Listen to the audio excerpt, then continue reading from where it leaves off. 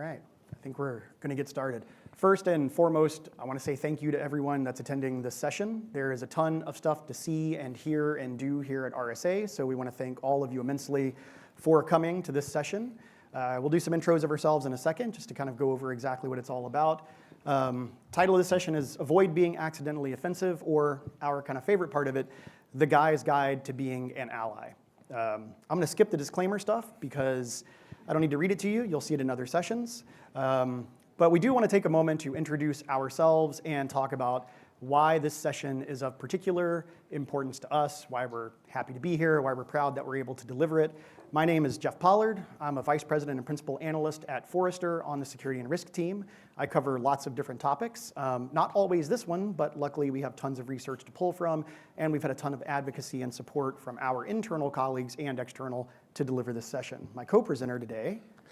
Hey, I'm Joseph Blankenship, or JB, with Forrester. I'm a vice president and research director at Forrester, and I get to work with a lot of really talented analysts and lead one of our research teams on the security and risk team. Yep.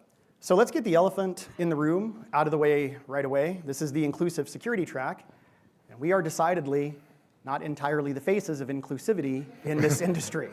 I think that seems pretty obvious, but it's a topic that's important to us, and it's something that we're passionate about because of a lot of the support, a lot of the education, a lot of the coaching that we've received from colleagues that have helped us understand their perspectives.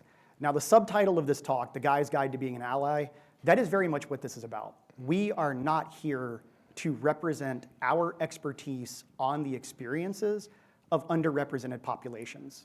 We can empathize with them, we can sympathize with them, but we have not directly experienced these things. In fact, some of the horror stories that we're going to share with you as a spoiler will hopefully raise your eyebrows, because it's pretty crazy what a lot of the underrepresented populations that we all work with deal with on a day in, day out basis in this industry. Now, our premise and our hypothesis for this session started with this.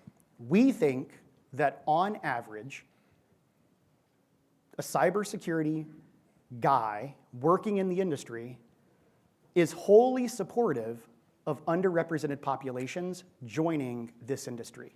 They support it, they advocate for it, and they want it. But they also have moments where they behave in exclusive manners. And it's almost entirely accidental when that happens. And that's ultimately the purpose of our talk. What we want to spend the next 40 minutes or so with you talking about, and hopefully teaching you and educating you about, and also getting some of your stories, experiences, and questions, is that inclusivity requires intentional effort.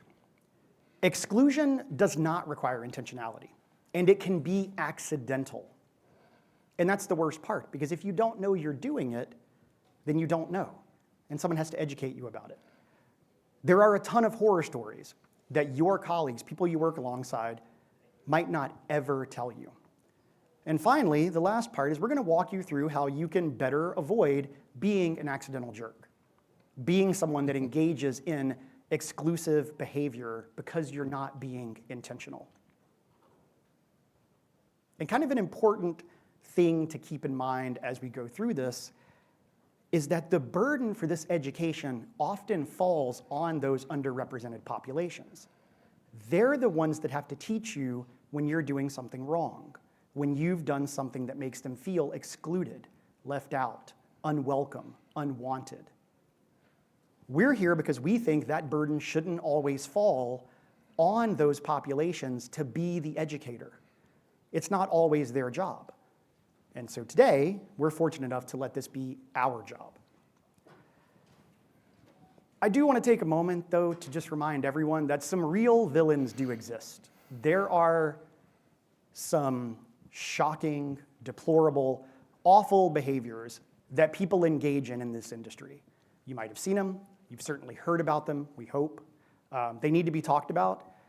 And I've got to be honest with you, there's a few behaviors that we're about to go through in the next few slides. And if you actively engage in the behaviors that we're about to go through, I don't think we can help you, right? That's another session.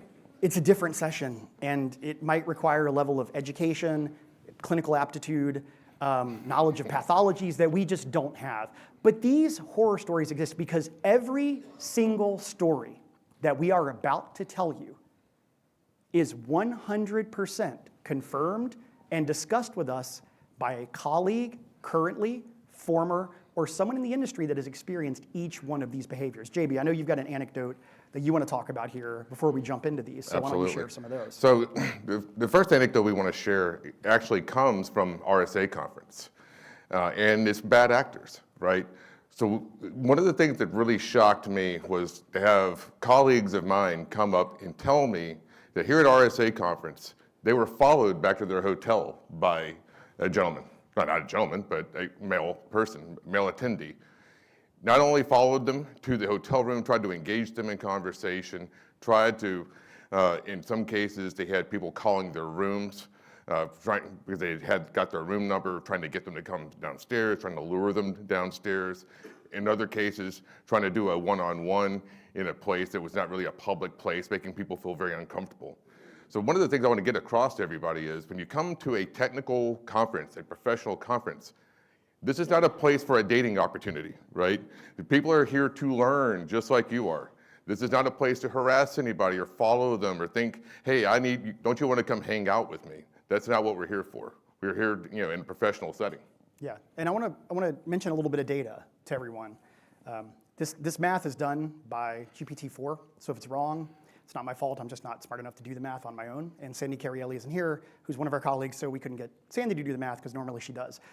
So let's say that RSA hosts about 40,000 people. That's who comes in. That's approximate number. We don't have current up-to-date gender demographic numbers for RSA, but let's use some from the industry that we've pulled from ISC Squared. Industry is overall about 76% male, 24% female. So the odds of a meeting of 5 people at this event being all male is about 25%. So as you're walking around this event and you see 5 people gathered together, pure statistics, all that stuff, binomial formula, all that, about 25% chance that that meeting is 5 guys. No women involved. But walk around the event. So I've known that data since I came. So I've been observing this, and I see a whole lot of gatherings that are 5 guys, 10 guys, and no women whatsoever, just from a pure gender perspective, right? Not even getting into ethnicity or anything else, right? Just pure gender. So think about that as you walk around and you see those groups of 5 people that are gathered together and you don't see a woman with them. It's like, that's actually statistically a pretty low likelihood of that occurring, but it surrounds the entire event. But let's talk about some of the other horror stories. JB. Absolutely. This is one that really, really, really bothers me and bothers a lot of our colleagues as well, right? So in 2019, there was a dental company that did a survey of 500 employed women. And they said, how many times in your life have you been asked to smile or you should smile more or something of that effect, right? 98% of the respondents said yes, that it happened to them. Out of that 98%, 15% said it happened in the workplace. Out of that 15%, 58% came back and said it made them feel demeaned. It made them offended. It made them annoyed, angered. So these are your colleagues that are having to walk around and carry the burden of somebody else telling them what to do with their facial expressions. That is your personal choice. If you choose to smile at somebody, I choose to smile at somebody, that's my personal choice. I don't need someone to tell me. You certainly don't need to tell colleagues. It's not a thing that you should be insisting that someone else do for your enjoyment or your pleasure. All right. I am not a hugger.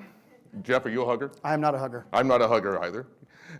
There are some huggers in the world, and sometimes, especially in a professional setting like this, an office place, whatever, there are the folks that come in for the hug, and they just stay there. Nobody likes the creepy hug. So here's my advice on this. If you don't have a interpersonal relationship with a colleague or a partner, a vendor, or whoever it might be, you probably should not go in for the hug. Let them initiate a hug. Make sure you've got that kind of a connection with somebody, a personal connection with somebody. In a professional setting, it's probably okay just to give a fist bump, maybe a handshake. But we don't need to be doing the creepy hug. And by the way, a hug is hug, not hug. We're not caressing people on the show floor. This is true. Also, when you hug, JB, can you turn around for me? We're going to violate that rule of showing our back. Oh, when you all hug, the way around? You don't need to rub your hand down a person's back. Now, I bring this up because it happens. It happens. Now, JB and I aren't huggers, so we didn't know this was a phenomenon that occurred in hugging. But as we talked to our colleagues that do experience this, they told us that, yeah, there are people that hug that way, and then they will have a trailing hand down their back. And it makes someone feel extraordinarily uncomfortable. If you think about it, when men often hug men, we've sort of solved some of this problem because we do the bro hug, right? We've got we either do the bro hug, right, or it's the pat on the back, like. So it doesn't happen, right. And it's mostly 2 pats, sometimes 3. But as we hug Depends. other genders, other people, you've got to think about the fact that there's a personal space violation that may not be welcome here. So think about that. Absolutely. Random touches. I can't tell you how many, especially women, told us about going to an event surrounded by cybersecurity practitioners, meeting someone at a table, at a dinner, at a lunch, and then later on in the event, out of nowhere, that person comes and joins a conversation they're involved in and does this, or this, or this. They just met this person. In a professional context. In a professional context. They don't know them. There's no intimacy in this connection. They haven't exchanged life stories. They haven't experienced something emotional together to warrant that kind of intimacy, but that boundary is violated routinely. Because guys, in this case the horror story guys, think that for some reason they have a right to that invasion of personal space. That may not be welcome. Now, if you're sitting there thinking, none of this stuff could happen, good news. It means you haven't done it. Yay, round of applause for yourself. So if you're sitting there, I've never told anyone to smile. The first time I heard one of these stories about telling someone to smile, I thought, who does that? I've never done that. And that meant I hadn't done it, so that's good news. So if you're thinking, if this is kind of blowing your mind that these things happen, that's good news. But now let's talk about one of the most egregious. Thank you all for reacting that way, by the way. Thank goodness. Because I was worried someone was going to be like, this is nice. I'm just trying to help. This is a real story. So one of our colleagues was at an event. Lots of walking around, all of that. I'm sure, given the colleague, that her shoes were fancy. More on that in a second, or in a few minutes. And someone that she did not know, that had not heard her speak at a session, no interaction whatsoever, comes up, looms over her as she's sitting, and offers to rub her feet. She did not take this person up, but that is the kind of thing that someone you work with might have dealt with before you ever worked with them. Someone that you value, someone you consider a teammate, someone you consider a colleague, someone you want to stay in this industry may have experienced this and may not want to tell you about it for a bunch of different reasons. We're fortunate in that we work at a place, and I'm going to do a little Forrester plug even though I probably shouldn't. We work at a place that has awesome gender diversity, and we work at a place where people feel welcome to tell us these stories because they know they have our support. But I guarantee that you work with people that haven't told you these stories because they don't know if you're receptive to it. They don't know if you'll hear it. So this is the bad stuff, right? This is the worst stuff. But there's more. This is the stuff that's unconscionable, but there's a lot of things happening that you might be doing that fall into that accidental category. And that's what we're going to talk about next, because that's the stuff that we know happens because we've done it, and we know other people that do it. So let's dive into that. So kind of accidental exclusion, right? So this is unintentional. All the things that Jeff and I just kind of went through, these are people who their intent is, hey, I'm trying to invade somebody's personal space. I'm trying to get to know somebody. These are like the things that we all may be doing and we don't really intend it. Maybe we don't understand how it's being perceived by the recipient, right? So just kind of be thoughtful and mindful as you're going through your interactions with colleagues. All right, this is one of the ones that really, for lack of a better expression, grinds my gears. You're in a professional setting, perhaps it's a meeting, and you're waiting for the speaker to arrive, and you're expecting Jeff and me to show up, perhaps. And maybe it's not somebody who looks like Jeff and me that shows up, and people are standing around in a circle, arms probably crossed, and they say, when is this expert going to arrive? And the expert is standing right there next to them. This has happened to some of our analysts, right, where people are having a conversation. They're actually talking to the analyst that is there to speak to the group. and the person's like grumpy, patting foot on the floor, when is this analyst going to show up, right? Be thoughtful. The person that you're expecting, the person that is going to be the expert, may not be what you think that they are going to look like. Be open, right? Be receptive that it might not be, a white dude showing up to lead the session, and that person's expertise will shine through. Absolutely. This is another one. All right, so we're at a cybersecurity conference. How many nerds do we have in the room? There we go. Come on, everybody. We're all nerds, right? Yeah, everybody raise your hand. None of you are exempt, I promise. Right. If you are exempt from that, you're probably at the wrong conference. There's something else for you down the road. All right, so in this industry, in most other tech industries, being a nerd is sort of a badge of honor, right? We want to be nerds. We want to be the nerdiest person in the room because that actually means we know what we're doing, right? We're very focused.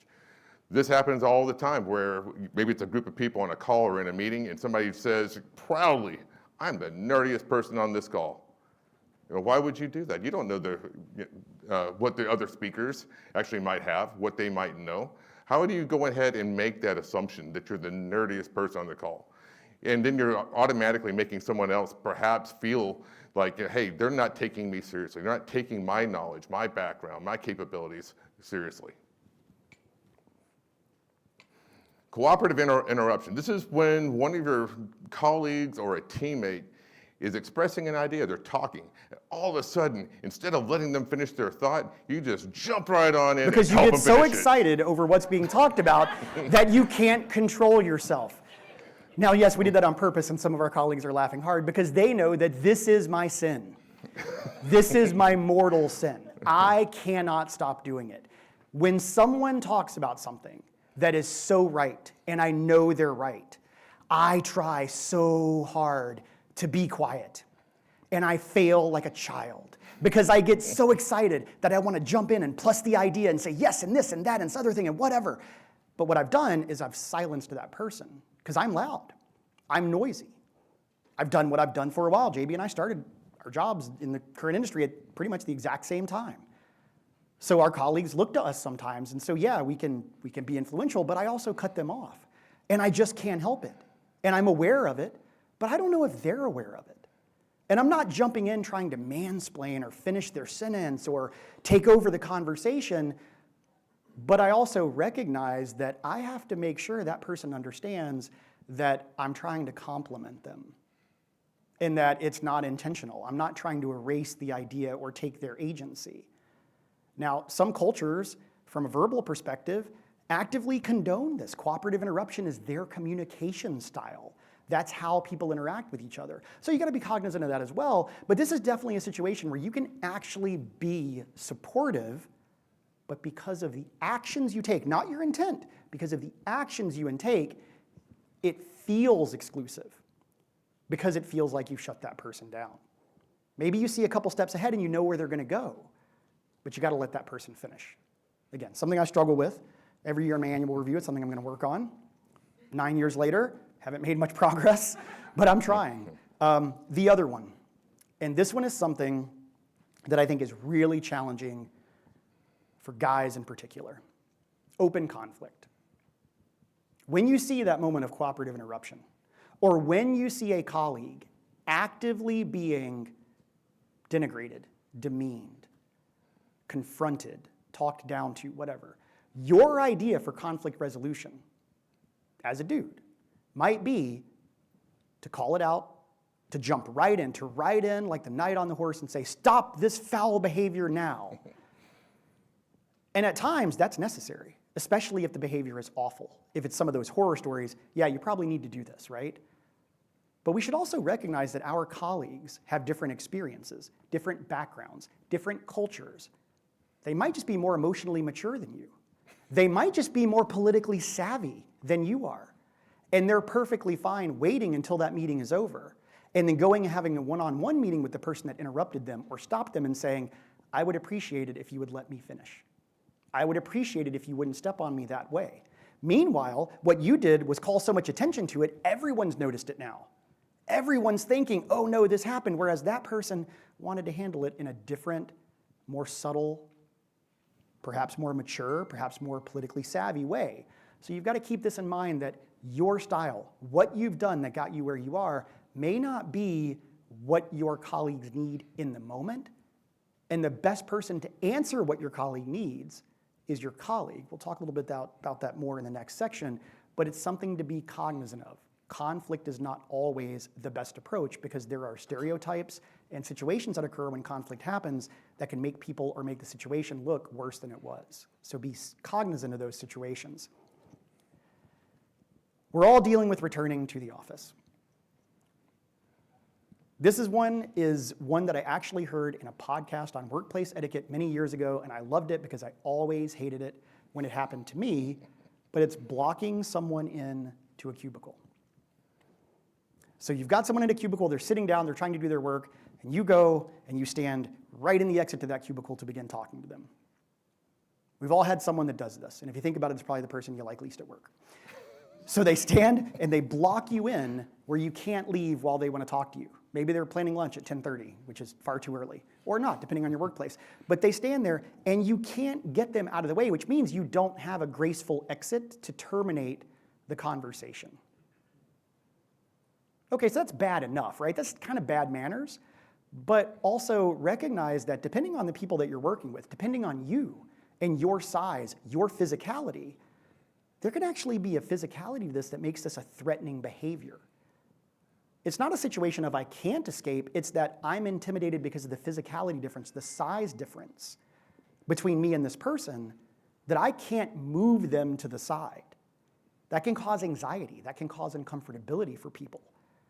Yet we engage in this behavior. This is a great example of accidental exclusionary behavior, or almost accidental kind of macho behavior, even though you don't know it, because all you're trying to do is having a conversation, but you don't recognize that you've taken the exit opportunities away, and that person now has an anxiety-ridden response to that because they don't know how to terminate this discussion.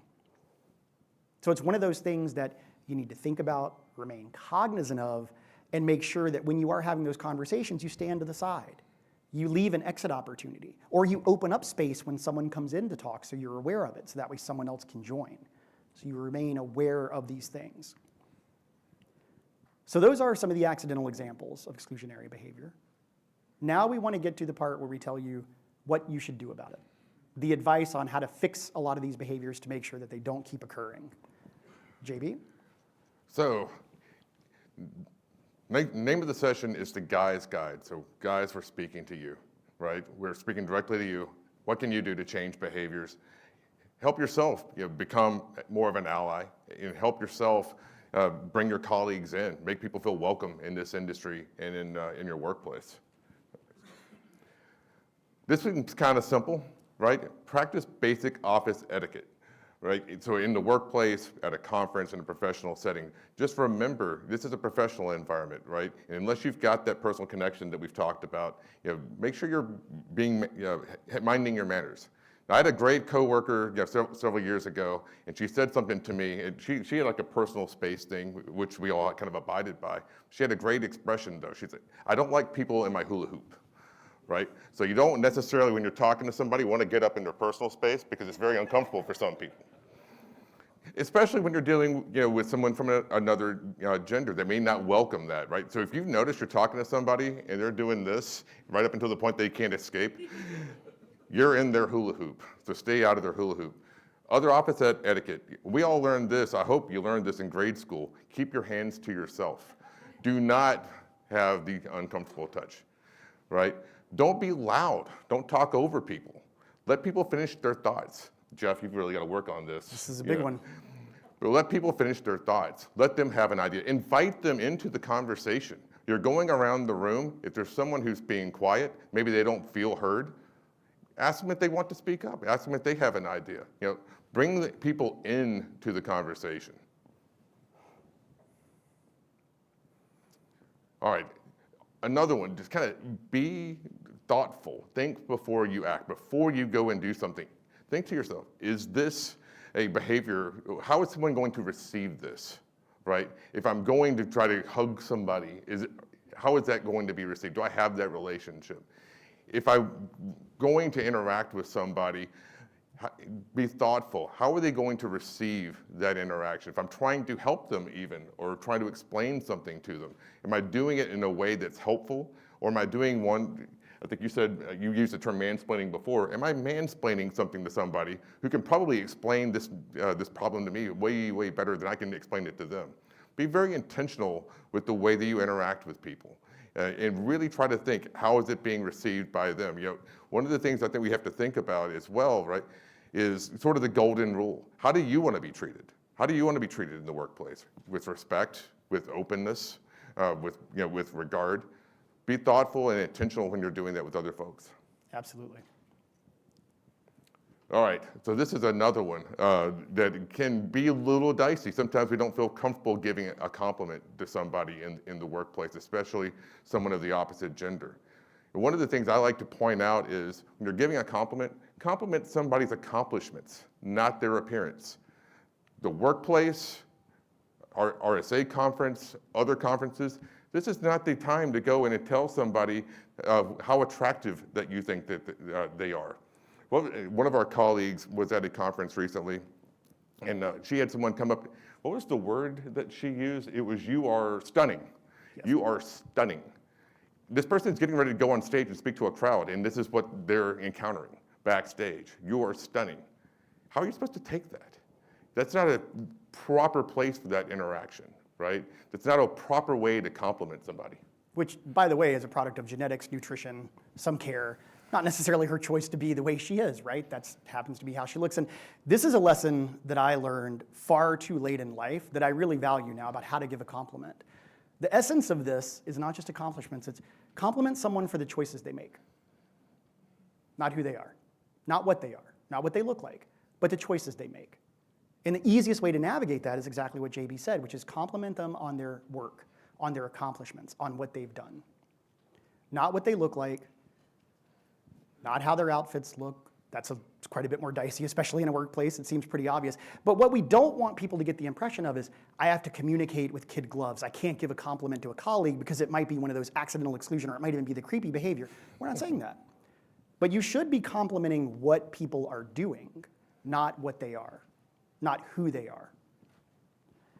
And like we said, you have to be intentional about this. You have to make a choice to be an ally and an advocate.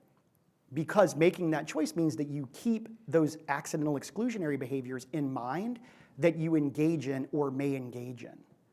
Like when you see that group of 5 people, and it's all guys, and there's a woman kind of standing next to them, and you know them, and you invite them into the conversation, so that way it's no longer a conversation of 5 bros, we've now got someone else involved.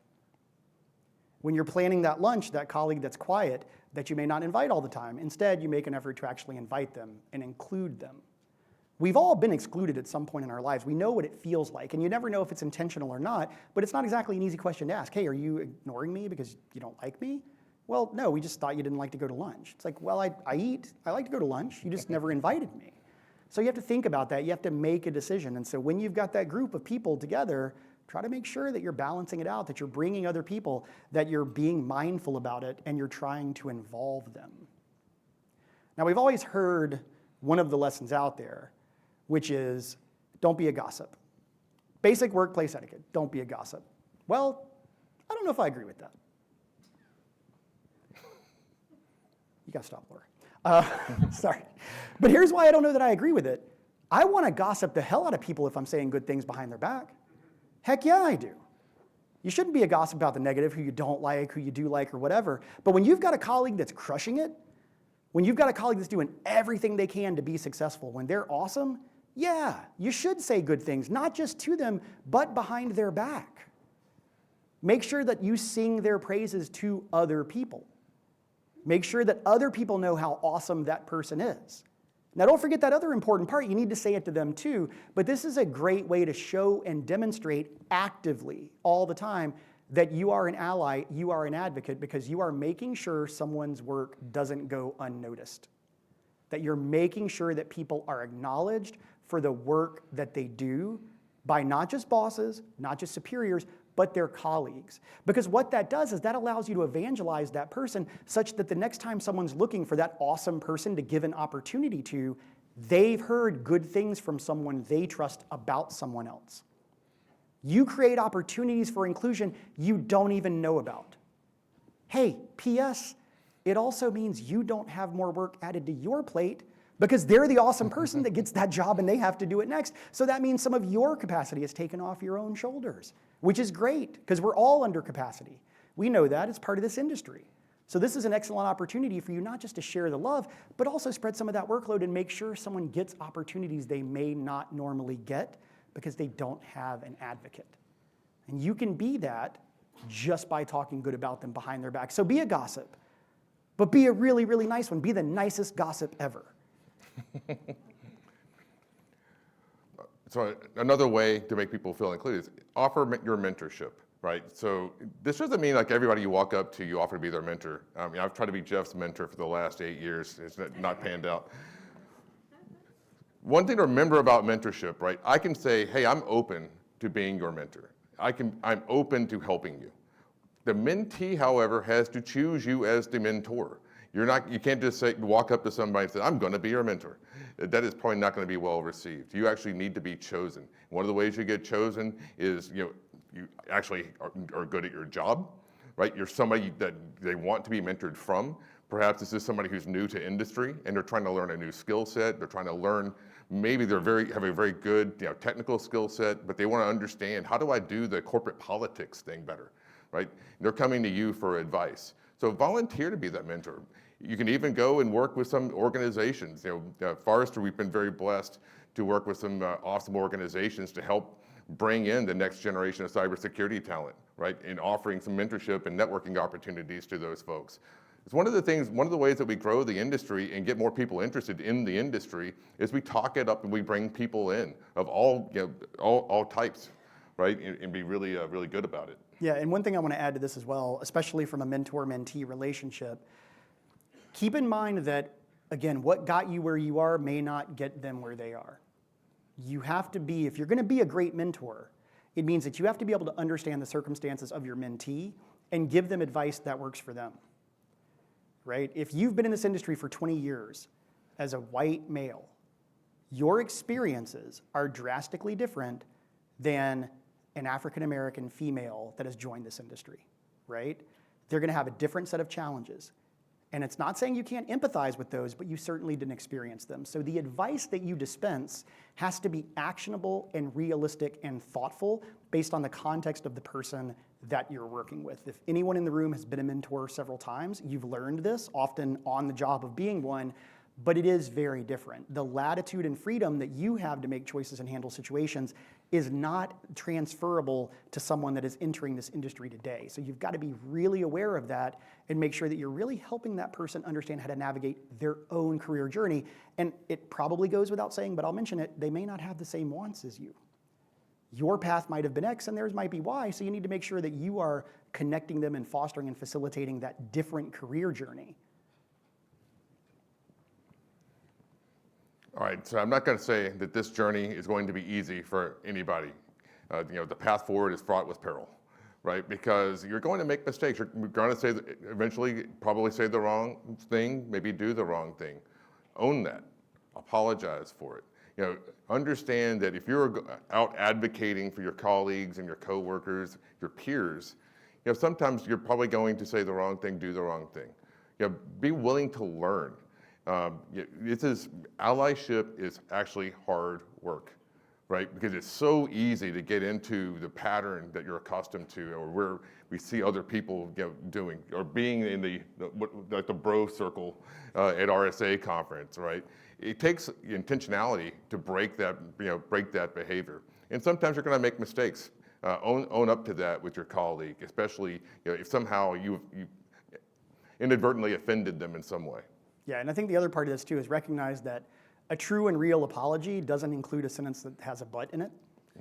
First and foremost, my wife has taught me that for roughly 20 years.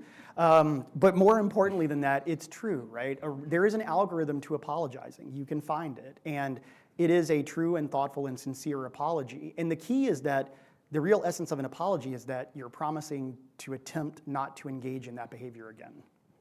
So when you are corrected, when you receive that feedback, acknowledge it, say I'm sorry, figure out what you could have done, and then offer what you're going to do in the future instead and commit to that.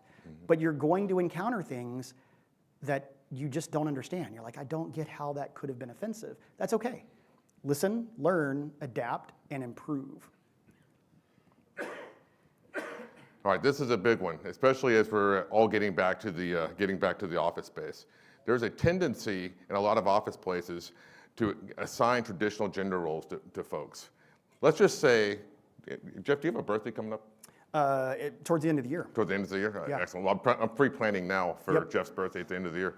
Let's just say we've got a colleague, maybe it's a retirement, they're leaving, it's a birthday, it's a whatever, and we say, hey, we should get a cake for the, and we kind of say, we look at one of our female colleagues, you're really good at organizing things. Can you organize that for us? Can you get us a cake or something like that? Perhaps the cake comes in and we're saying, God, who can slice cake?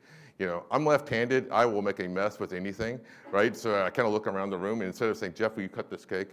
We say, maybe our female colleague can do that for us. Or our female colleague's really good at organizing events. So, hey, let's make them do that.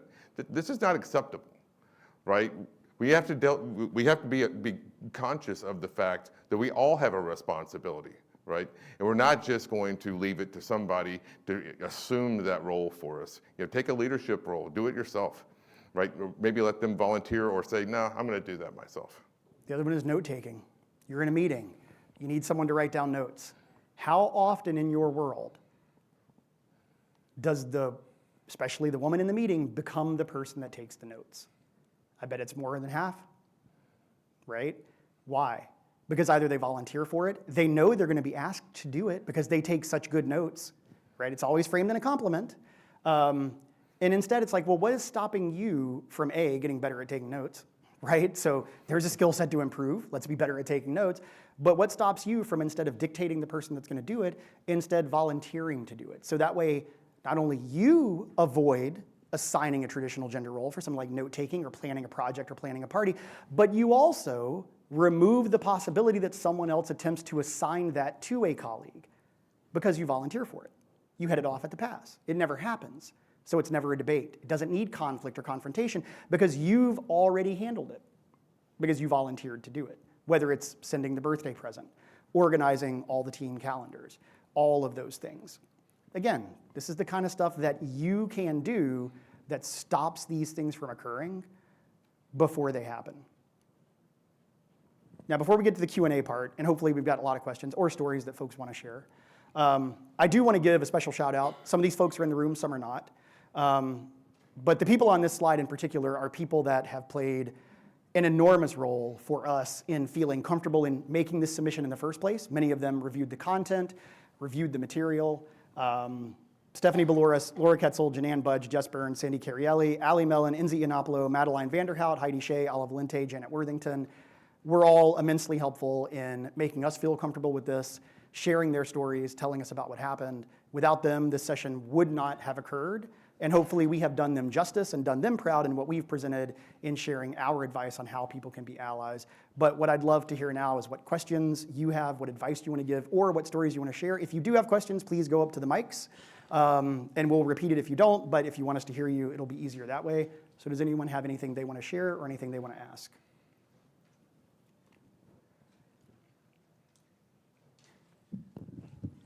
Hi, I just wanted to expand on something that you touched on, but is really rampant at conferences like RSA. This is probably my 10th one. I've worked for a couple of different security vendors over the years. I have been at the booth, and the number of times people have assumed I'm the events manager. And sometimes at one point I had a white male events manager. I was not it. I was one of the subject matter experts running a demo station. So just the number of times I've had people assume I'm not technical because of how I look, it's really discouraging, right? It makes me feel like, wow, I've worked so hard to get here. And so, just ask, people, when you go to the booth, think about, who you're going to ask the question. I mean, in general, probably assume everyone at the booth is a subject matter expert to at least some degree. That's a really, I mean, that's an incredible one. Absolutely. I honestly, I'm sort of sad that we didn't include that because JB and I came from the vendor world. It's been about 10 years since we were there, but we were in the vendor world. We both had tons of booth duty, and you're absolutely right. It's immediately an assumption that if it's not a white dude, they're not an SE, they're not technical, they're not whatever, so you bypass them. That's a really good thing, and hopefully everyone takes that. I'm sort of, the only reason why I sound sad now is one, it happens, and two, because we forgot to include that, because that Absolutely. would have been a very good example. So thank you so much for hopping up and sharing that, because it's really good. I want to share one anecdote that I accidentally left out, right? It's to the theme that you just mentioned. One of our colleagues was speaking at a pretty large conference, a security vendor only, fairly technical conference. She's standing backstage, actually waiting to go on stage when somebody comes up to her and says, "There's no way you could be a hacker with those shoes." But who does that? Yeah, that is not appropriate, right? Here's an expert in the industry, highly technical, has given presentations at this conference and other technical conferences. And her shoes have absolutely nothing to do with her ability to hack or do anything else. Yeah. Yes, sir. Hi, good afternoon. The slide about the biggest nerd in the room, some of the best guidance I was ever given for like anti-gatekeeping was don't frame stuff as a negative, frame it as a positive. So it's not oh, you've never seen whatever Firefly, you're really missing out. It's, oh, I'm so excited for you to get to experience that. Like, let me know how it goes. And that really helped reframe for me of be positive, be supportive. Like, it's not you're failing at this. It's cannot wait for you to get there. Like, it'll be great. That's a great point. I think you're right. If you look back to some of the fiction you love, video games you love, or whatever, you think about someone entering that world, playing that game, reading that story for the first time, and you're kind of a little jealous of them, right? You're sort of jealous of like, I wish I could experience that again for the first time, but I can't because like I've already done it. But yeah, that's a great tip is to frame it in that, but like, oh, I can't believe you haven't seen this traditional movie that everyone in security has seen. It's, oh, you're so lucky that you're going to get to watch that for the first time because I remember how awesome I thought it was. That's a really good tip. I love it. Yeah. And by the way, kudos for the mention of Firefly. Anybody that comes to a conference that mentions Firefly, There you go. 5 stars in my book. Excellent example. Yeah, go for it. So I'm going to talk about one of my pet peeves and then ask a question, and maybe others can chime in. One of my biggest pet peeves is when I'm speaking and someone tries to speak over me, because in my opinion, I've given all the time you needed. Now you're done, my chance. And in school, I used to debate a lot, and that's the number rule of debate. You get your time, then I get my time. And it feels like these kind of behaviors start from the leaders in the company, that if your boss's boss kind of does that, you think it's normal for you to do that, and that makes you superior in some way. So I don't know if others have experience or you guys, how do you stop that? How do you teach people not to do that? Yeah, I think that's an excellent point. And this is one of those things where I think it's important, especially if you're in a leadership role, maybe you're not even a leadership role, maybe you're senior on the team, and you see that happening. This is actually a time to be intentional, right? Hey, can you stop for a second and let them finish? You know, hey, we haven't heard from somebody. And you can step in that way.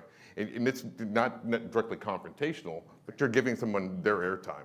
And I think you're absolutely right. It's a lead by example sort of thing.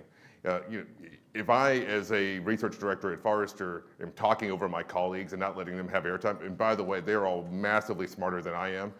So, it's about giving them the airtime to get their thoughts and ideas out. Absolutely, great point. And something you can do as a person to nurture that is when that happens, make sure to give that person a call back and say, hey, I think so-and-so was talking. I'd like to hear them wrap up that thought. I didn't get to hear you finish that. I just want to see what your conclusion was going to be, because I know what I assume it is. And again, this is something like part of what I do to handle my own cooperative interruption problem is that I get so excited, like I'm like Tommy Boy with the idea, right? So I just jump right in. But then what I try to remind myself to do is, and I'm gonna point at Heidi Shea because she's one of the smartest people I know and she's in the room. But like when Heidi says something, I get excited about it and I'll talk over and then I'm like, oh, I did that thing again. It's all just sort of say like, Heidi, I'm sorry, I interrupted you. Where were you going with that? Because I want to make sure that she gets her opportunity to be heard. So yeah, I don't know who was first at the mic, so I'm gonna go ahead. Mine is just, what would be your best comeback to someone who says, after you've done explaining something, they say, well, I think what you're trying to say is, or they say, I think I can explain this a little better. What would be your best comeback to that person I in the think that's a moment? dangerous question to ask Jeff. Yeah, so, I want your best okay, comeback. so here's okay, now keep in mind, I'm gonna go in hypocrisy here, kind of put me in this position. And I'm gonna say that I'm gonna ignore that open conflict slide and all that, because here's what I think that you need to go on offense with that. My personality is conflict seeking, per my wife and everyone that's ever met me. So here's what I say. I think I'm perfectly capable of articulating what my point was. Now, should you say that? I don't know, right? I'm me. I've got a whole lot of things that are different from you that allow me to do that. But I do wonder, is anybody else far more appropriate than me at all these things? Does anybody want to share advice on how they handle that?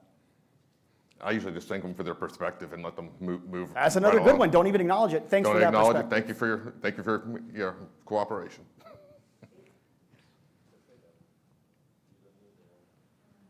You don't need their help. Absolutely, it's a good one. Oh, here we go. Steph. Steph, what you got? I don't know if I need the mic. I think there's a benefit to calling it out in the moment. 'Cause I've done that a few times where someone's like been condescending to me and I call them out in the moment.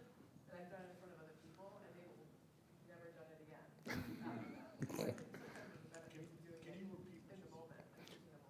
Yeah, so let me repeat that. So and this is Stephanie Baloris, who's a group director at Forrester. Her advice was she thinks that there is an opportunity for conflict there and letting them know that they shouldn't do that, right? To call it out publicly and say, like, I don't need you to restate what I said. I think I articulated it well enough. So and Janan wants to share as well. You want to go to the mic real quick, or do you just want me to repeat it? I'll be that enough personally. I regularly get this acting so regular. Can you just let me finish what I was saying? And I will interrupt and I'll go with that. I feel like that's not too open conflict. I don't think it is, but you do communicate your chagrin very well in that. It is so you are very so what Janan said is like I'd like you to let me finish, or I can articulate this, right? But you also have to be able to load that sentence up with everything you just saw from her, which is a remarkable amount of exasperation into roughly a 10-word sentence or so. Yes. All right, go ahead. As an aside for interruptions, one nice one is, I'm sorry, did the middle of my sentence interrupt the beginning of yours? Oh, that's it. There you go. That's a done. good one. That is a good one. I have a feeling someone's going to use that on me. But I want to I'm talk taking about notes on that. Yeah, that's a good one. on learning from our mistakes. One thing I think is useful is to think about it's actions, not intent, that Yes. matters. And it's all too easy to give yourself a pass and say, well, I didn't mean to hurt someone's feelings. I didn't mean to do this. I'm not a bad person. And you let yourself off the hook completely, and you never learn from the experience. And I think it's useful to focus on your actions and give yourself a break. You know, recognize you did a thing, give yourself a break, and then learn from it. Be merciful to yourself, but focus on the action and not your intent. Yeah, I think that's key, right? Because you know what your intent was, but that isn't always perceived by others. I think that's a great point. I think that's also one of the things too, where you're actually looking at the other person's perception. How are they perceiving what you're doing? Because it's not about you. It's one of the things I think we didn't mention enough here. All of this is not about us, right? It's not about us, me. It's about the other people around you, right? So when you're interacting with people, it's their perception of what you're doing. Great point. All right, a couple minutes left, so we got a couple more. I think you were up first. I thought it was interesting, the asking for volunteers for note-taking and the hack of just doing it yourself. Is there anything else really small like that that you can use as a short circuit in any of these other situations, or if anyone in the room has Even any ideas like that? planning meetings or sending the meeting invite, that's another one, right? Where that'll default to traditional. I don't know if anyone has any other examples, but even being the person that's responsible for the calendar invite can be one of those things where you just head that off so it doesn't happen. I think Do you have one? Oh, I'm sorry, I was just going to say real quick. One thing as a team leader or a group leader or a project leader is be conscious of that, and you can also assign people, right? Hey, you're taking notes this time, blah, blah, blah, and can move on. International Women's Day is a great example for that, where the women get invited to celebrate themselves.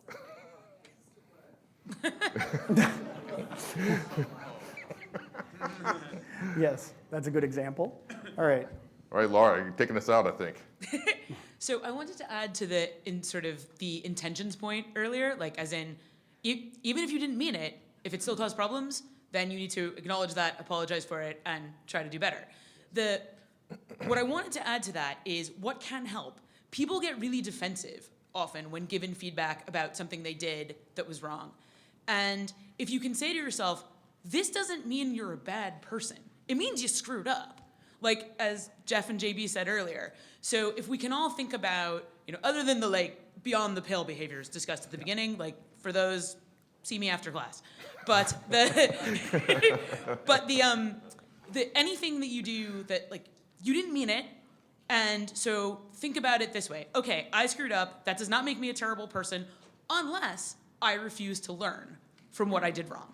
And so that can help in many areas where it can feel very personal, like this, where you did something wrong. Oh God, you're trying to tell me I'm a terrible person. I reject that. And then you sort of reject the whole business. If you can think about it as not an indictment of you as a person, but just that you did something wrong, then that can be very helpful for avoiding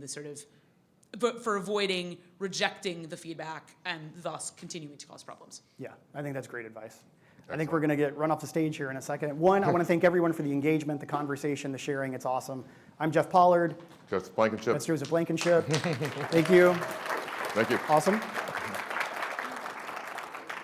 And feel free to rate the session and say we did good things if you thought we did it justice. Hopefully we did.